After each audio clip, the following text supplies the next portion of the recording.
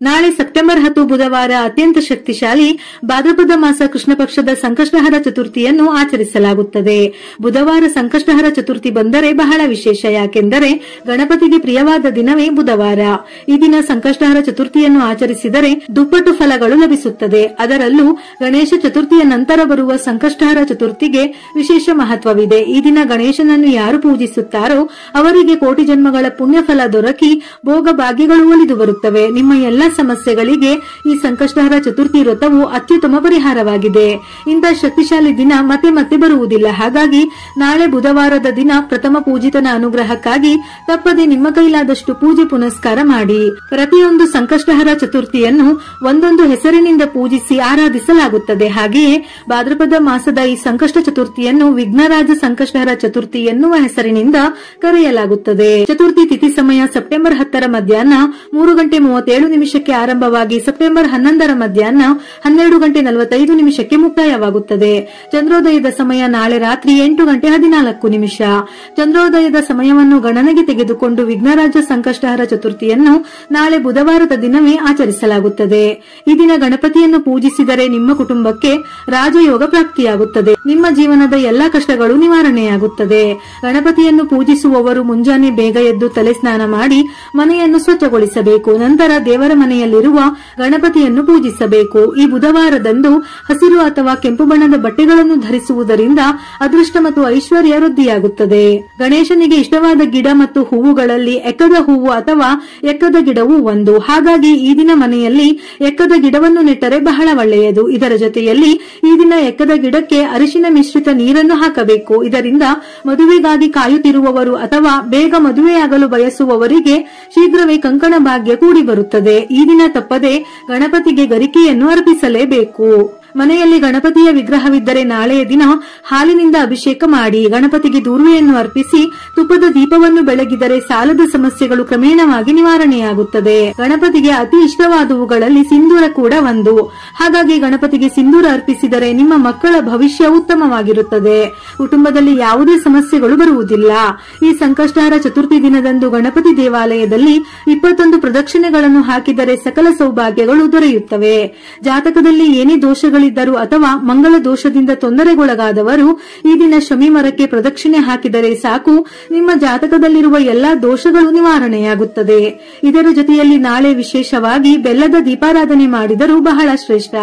ಒಂದು ತಟ್ಟೆಗೆ ಅಕ್ಕಿಯನ್ನು ಹಾಕಿ ಅಕ್ಕಿಯ ಮೇಲೆ ಎರಡು ಕಡೆ ಎರಡೆರಡು ಎಕ್ಕದ ಎಲೆಗಳನ್ನು ಇಟ್ಟು ಎಕ್ಕದ ಎಲೆಯ ಮೇಲೆ ಅರಿಶಿನದಿಂದ ಸ್ವಸ್ತಿ ಚಿಹ್ನೆಯನ್ನು ಬರೆದು ಎಕ್ಕದ ಎಲೆಗಳ ಮೇಲೆ 2 ಬೆಲ್ಲದ ಅಚ್ಚನ್ನು ಇಟ್ಟು ಅದಕ್ಕೂ ಅರಿಶಿನ ಕುಂಕುಮವನ್ನು ಹಚ್ಚಿ ತುಪ್ಪವನ್ನು ಹಾಕಿ 2 ಹೂಬತ್ತಿಯನ್ನು 1 ಬತ್ತಿಯನ್ನಾಗಿ ತಯಾರಿಸಿ ದೀಪವನ್ನು ಹಚ್ಚಬೇಕು. ನಂತರ ಅಕ್ಕಿ ಮತ್ತು ಬೆಲ್ಲದಿಂದ ಬೆಲ್ಲದನ್ನ ತಯಾರಿಸಿ ನೈವೇದ್ಯವಾಗಿ ಸೇವಿಸಬೇಕು.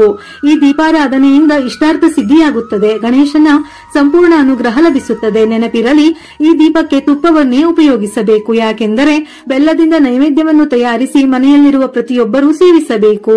ಒಂದು ವೇಳೆ ಎಕ್ಕದ ಎಲೆ ಸಿಗದೇ ಇದ್ದವರು ವೀಳ್ಯದೆಲೆಯ ಮೇಲೂ ದೀಪಾರಾಧನೆ ಮಾಡಬಹುದು. ಗಣೇಶನಿಗೆ ತುಪ್ಪ ಬೆಲ್ಲವನ್ನು ನೈವೇದ್ಯ ಮಾಡಿ ನಂತರ ಅದನ್ನು ಹಸುವಿಗೆ ಗೋಗ್ರಾಸದ ರೀತಿಯಲ್ಲಿ ತಿನ್ನಿಸಬೇಕು. ಇದರಿಂದ ಮನೆಯಲ್ಲಿ ಆರ್ಥಿಕ ಸಮೃದ್ಧಿ ನೆಲೆಸುತ್ತದೆ. ನೆನೆಸಿದ 21 ಕಡಲೆಕಾಳಿನ ಹಾರವನ್ನು ತಯಾರಿಸಿ ಗಣೇಶನಿಗೆ ಅರ್ಪಿಸಿದರೂ ನಿಮ್ಮ ಇಷ್ಟಾರ್ಥ ನೆರವೇರುವುದಲ್ಲದೆ ಉತ್ತಮ ಫಲಗಳನ್ನು ಪಡೆಯಬಹುದು.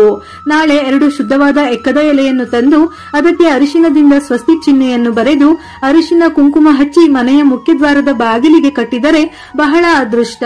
ಯಾವುದೇ ರೀತಿಯ ಕೆಟ್ಟ ಶಕ್ತಿಗಳಿದ್ದರೂ ನಿವಾರಣೆಯಾಗಿ ಮನೆಯಲ್ಲಿ ಸಂಪತ್ತು ವೃದ್ಧಿಯಾಗುತ್ತದೆ. ಇನ್ನು ದೀರ್ಘಕಾಲದ ಅನಾರೋಗ್ಯ ಸಮಸ್ಯೆಗಳಿಂದ ಬಳಲುತ್ತಿರುವವರು ಈ ಸಂಕಷ್ಟಹರ ಚತುರ್ಥಿ ದಿನದಂದು ರಾತ್ರಿಯ ಸಮಯದಲ್ಲಿ ಚಂದ್ರನನ್ನು ನೋಡುತ್ತಾ ಚಂದ್ರನಿಗೆ ಹಾಲಿನಿಂದ ಅರ್ಘ್ಯವನ್ನು ಸಮರ್ಪಿಸಿ. ಅನಾರೋಗ್ಯ ಸಮಸ್ಯೆಗಳೆಲ್ಲಾ ದೂರವಾಗಿ ಉತ್ತಮ ಆರೋಗ್ಯ ಲಭಿಸುತ್ತದೆ. ವೀಳ್ಯದೆಲೆಯಲ್ಲಿ ಹಣವನ್ನು ಆಕರ್ಷಿಸುವ ಶಕ್ತಿ ಇದೆ. ಹಾಗಾಗಿ ನಾಳೆಯ ದಿನ ಗಣೇಶನಿಗೆ ವೀಳ್ಯದೆಲೆಯನ್ನು ಅರ್ಪಿಸುವುದರಿಂದ ಸಂಪತ್ತು ವೃದ್ಧಿಯಾಗುತ್ತದೆ. ನಿಮ್ಮ ಕುಟುಂಬದಲ್ಲಿರುವ ಎಲ್ಲಾ ಸಮಸ್ಯೆಗಳು ದೂರವಾಗಿ ನಿಮ್ಮ ಕುಟುಂಬಕ್ಕೆ ಸುಖ ಸಂತೋಷ ಸಂಪತ್ತು ಬರಲು ಮನೆಯಲ್ಲಿರುವ ದಾರಿದ್ರ್ಯಗಳು ದೂರವಾಗಿ ಹಣವು ವೃದ್ಧಿಯಾಗಿ ನಿಮ್ಮ ಮನೆಗೆ ಬರಬೇಕೆಂದರೆ ಈ ಸಂಕಷ್ಟಹರ ಚತುರ್ಥಿ ದಿನದಂದು 1 ನಿಂಬೆಹಣ್ಣನ್ನು ಕೆಂಪು ಬಟ್ಟೆಯಲ್ಲಿ ಕಟ್ಟಿ ನಿಮ್ಮ ಮನೆಯ ಮುಖ್ಯ ಬಾಗಿಲಿಗೆ ಕಟ್ಟಿ.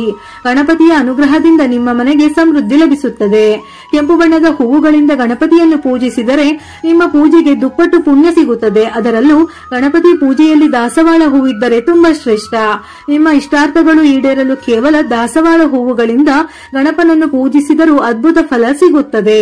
ಪ್ರತಿ ಕುಟುಂಬದಲ್ಲಿ ಕಷ್ಟ ನಷ್ಟಗಳು ಇರುತ್ತವೆ. ಆದ್ದರಿಂದ ನಿಮ್ಮ ಮನಸ್ಸಿನ ಆಸೆಗಳು ಈಡೇರಲು, ನಿಮ್ಮ ಎಲ್ಲಾ ಕಷ್ಟಗಳು ತಕ್ಷಣವೇ ದೂರವಾಗಲೆಂದು ಮನಸ್ಫೂರ್ತಿಯಾಗಿ ಗಣಪತಿಗೆ ನಮಸ್ಕರಿಸಿ ಮನೆಯಲ್ಲಿ 2 ದೀಪಗಳನ್ನು ಬೆಳಗಿಸಬೇಕು. ಹಿತ್ತಾಳೆ ಅಥವಾ ಮಣ್ಣಿನ ದೀಪಕ್ಕೆ ಹಸುವಿನ ತುಪ್ಪವನ್ನು ಸೇರಿಸಿ 5 ಬತ್ತಿಗಳಿಂದ ದೀಪಾರಾಧನೆ ಮಾಡಿ. ನಂತರ ವೀಳ್ಯದೆಲೆಯ ಮೇಲೆ 1 ರೂಪಾಯಿ ನಾಣ್ಯವನ್ನಿಟ್ಟು ಆ ನಾಣ್ಯದ ಮೇಲೆ ಗಣಪತಿ ಅಷ್ಟೋತ್ತರ ಹೇಳುತ್ತಾ ಒಂದೊಂದು ಅಷ್ಟೋತ್ತರಕ್ಕೂ 1 ಬಾರಿ ಕುಂಕುಮವನ್ನು ನಾಣ್ಯದ ಮೇಲೆ ಹಾಕುತ್ತಾ ಗಣಪತಿ ಅಷ್ಟೋತ್ತರದ ಸಮೇತ ಕುಂಕುಮಾರ್ಚನೆಯನ್ನು ಮಾಡಬೇಕು.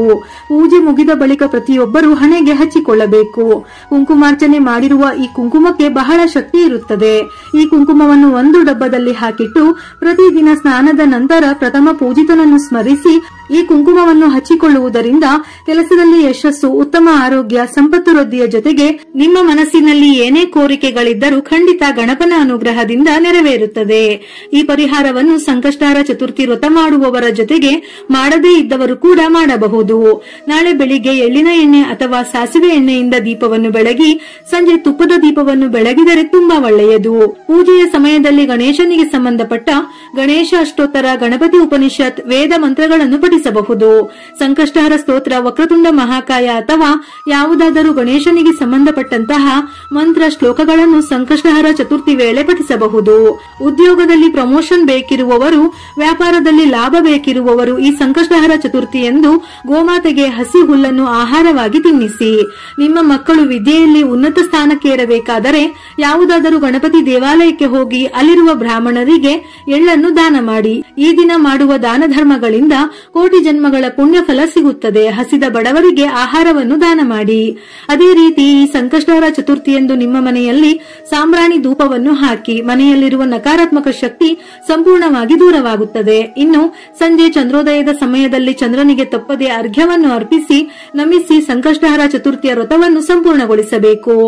ಒಂದು ವೇಳೆ ವ್ರತವನ್ನು ಮಾಡದೇ ಇದ್ದರೂ ನಾಳೆಯ ದಿನ ಈ ಮೇಲಿನ ಪರಿಹಾರಗಳನ್ನು ಮಾಡಿದರೆ ದುಪ್ಪಟ್ಟು ಫಲ ಸಿಗುವುದಲ್ಲದೆ ಗಣೇಶನ ಸಂಪೂರ್ಣ ಅನುಗ್ರಹ ಪ್ರಾಪ್ತಿಯಾಗುತ್ತದೆ. ವಿಡಿಯೋ ಇಷ್ಟ ಆಗಿದ್ದಲ್ಲಿ ಮರೆಯದೆ ಲೈಕ್ ಕೊಟ್ಟು ನಿಮ್ಮವರಿಗೆ ಶೇರ್ ಮಾಡಿ.